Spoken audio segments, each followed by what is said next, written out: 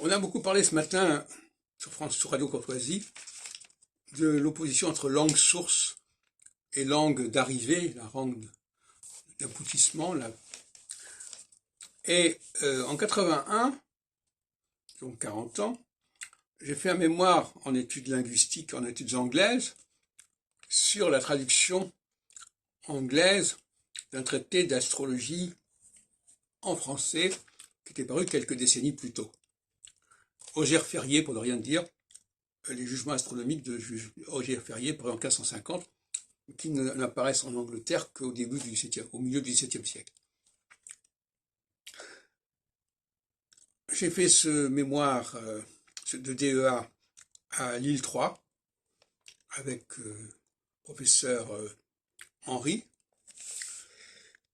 et je montre à quel point un grand nombre de mots français ont pu entrer en anglais par le biais de traduction. Le traducteur, c'est celui qui est le mieux placé, c'est une interface entre les deux langues, et donc quand il a un problème de traduction, c'est lui qui va introduire le mot étranger. Et donc en ce sens-là, la présence de mots français en anglais est en grande partie liée à la traduction. Traduction d'ailleurs à partir des écrits et non pas de l'oralité.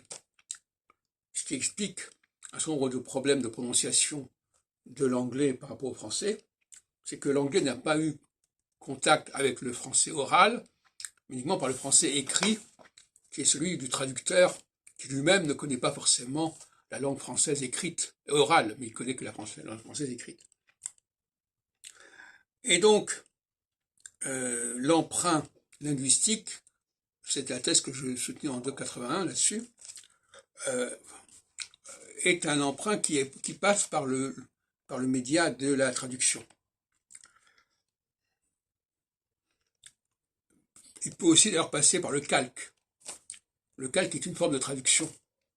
C'est-à-dire que le traducteur va transposer des mots français, des formules françaises en anglais, mais même si ce sont des mots anglais, la forme, la construction, la combinaison, l'articulation est française.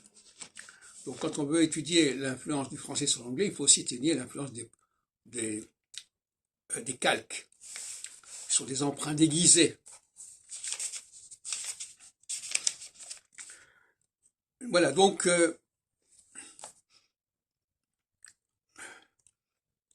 il faut aussi rappeler, pour terminer, que justement une langue a une domination, non pas par le nombre de gens qui la parlent,